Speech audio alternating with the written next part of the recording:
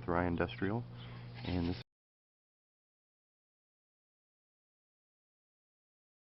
my video on my inexpensive pallet fence. My fence is 35 feet long.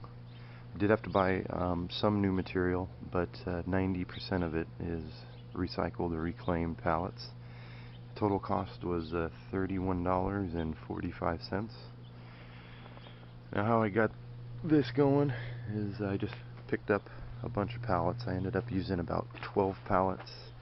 I did find some extra long ones for larger shippers, and saved a little bit of time on finding more, but depending on your length you just have to make some measurements. How I did this, I tore the pallets apart.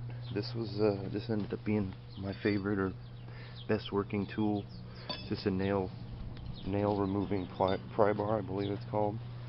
I had it. I got it from my dad, but you can get them anywhere. Home Depot, Lowe's, and it's just made for removing nails. Obviously just a regular carpentry hammer. I ended up being pretty selective on which pallets I got. Some come with thinner pickets and then wider ones. This depends on what you want for your fence. I thought about even doing a 4-inch and then a 3-inch and a 4-inch and sort of checkerboarding it, but I ended up fortunately finding enough pallets to do the whole gate out of the same width. Some of the pallets had larger nails, or like say in this one they ended up putting 4. I ended up cracking the heck out of these things, so I tried to just stick to finding ones with either 2 or on the larger pieces here with just 3, and used that tool, got under here and just lightly tap it, and it'll eventually work those out enough where you can get to the heads. Some of them they use real tiny, I don't know what size nails these are, but they're the screw type, and that tool there, if you would use enough force, it would actually just break them. But once I took all the pallets apart, I was able to use the sides. I found some pallets without fork pockets, and I was able to double up the 2x4s to make my posts. Now my fence is only, the posts are only 30 inches tall, and then the gate itself, the entry gate, is about 36, so I don't have to go super high. So I was able to get 2 posts out of 1, made up 4x4 here. But the only thing I can recommend, if you find a bunch of good pallets with the good pickets, but yet your sides have pockets, just reverse them, back on each other so the pockets aren't on the same side. That should probably strengthen it. You can use nails or screws. I'd recommend screws just so they last longer. And now I got a bunch of great firewood for when I go camping. But let's walk over to the fence. The fence is like 37 feet long, something like that. I'm still not finished. I have to finish this corner piece here by the jacuzzi, and I haven't been able to find any good pallets in the past couple days, so that'll be one other weekend project, and then I'm going to make a gate right there where the hibiscus is, so I can enter there as well as the main gate. Made my main gate 4 feet wide, so then that way I can get a tiller through there, my wheelbarrow, all that stuff, and then the smaller gate over here will just be for entry only, just for a person. I made my gate, unfortunately, because my dog ate my chickens. So fortunately they didn't die, but I had to do something because my garden and the main part of the yard that looks terrible right now, I needed separated just due to that fact, but I think it also looks nice. Like I said, I did have to purchase new material. What I had to purchase was the supports across for the pickets, $2.12 each. They're 2x4x8, so I just used that that measurement to space my posts. I actually came in just a little bit, so then that way I wasn't worried about making a wrong calculation and being too wide. So I think I went like 7 feet 8 inches or 9 inches or something like that.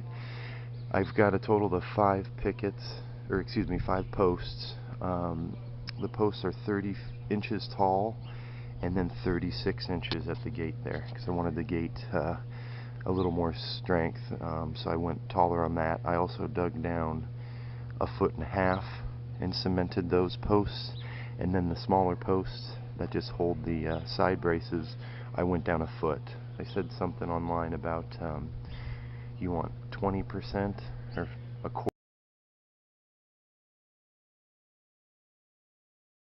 quarter of the length in the ground. So if you need a much taller fence, if you need a 6-footer, then you're going to need to go down about 2 feet. So take that into consideration on when you get your pallets and stuff. Mine's more decorative, as well as, you know, just to keep the two areas separate. Some of the pickets, the ones up here, these are pine. The center one there, I found a good pallet and used that one. It's a hardwood pallet made for outdoors, as well as at the very end there. So those are, I don't know, maple or oak or something. But one thing I can recommend on all the pallet pickets that I ended up making or getting, to drill pilot holes and use screws. I set my electric drill to a torque setting. I did find if you didn't drive the pilot hole through, they would have a tendency to crack.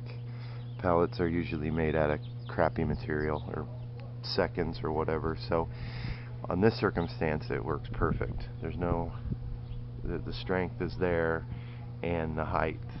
I went 5 inches between each picket, which actually ended up looking very nice and decorative. I came up with that number because it's large enough of a gap for the chickens to walk through, but yet small enough for my golden retriever to not get through and eat my chickens, right? So I got the gate kit at Lowe's. It was like 12 bucks. It's just a basic kit. It's a little decorative, but it just has the regular whatever handle. And what I did is also, as I put the good side of the pickets facing out, so then that way when you come out of the house you see the good side. But you can see that they are used pallets from the inside, but I didn't really care. This is mainly just to keep my area segregated, and it ended up working out really well. I took the posts here, I just used regular cement. Most people recommended the quick drying cement, and then they recommended pouring the dry cement in the hole and then filling it with water and just letting it stay. I ended up using the 60-pound bags of the, I think it was 3,500 psi concrete. I used the same theory, but what I ended up doing was using just a fork that I got, like a, I guess people call it a potato, a spud fork or something like that, just that I used to till the ground. I poured it in there, added the water, and then mixed it with that just to make sure I got it all mixed together, and they're super strong. I haven't had, I thought maybe it'd lean or something like that, but it works out great, especially for my circumstance. And like I said, at your gate you want to go down further, or dig down further to just allow a little more strength, because the gate's going to be shutting and opening all the time. But see, I mean, it doesn't do anything. So on the other posts I just want 1 foot, like I said, and then I want 1.5 feet. You could go down 2 feet or whatever, but I wouldn't recommend going down only 1 foot or so. I would recommend definitely going twice the length, or at least 1.5 feet, so that way you have the extra strength. So it ended up working out really good, and like I said, it's all reclaimed, and it cost $32 to make a 37-foot fence. I still need to finish up that corner there, but I have a little cement left over, so maybe I'll have to buy one more bag, and that'll be it. So maybe an extra $5 and we'll be done. And I have some hinges and a latch that I have left over that I'm just going to use instead of buying another gate kit. But that's it. You don't have necessarily just butt the pallets up like I've seen on YouTube so many times. Most people are holding in live stock and stuff. I'm just trying to keep my golden retriever out of the garden from eating the chickens and stuff. But it also looks really decorative and nice. Eventually, when I find some more good pallets, I'm going to make a little bit of an archway over the gate there. And that's about it. So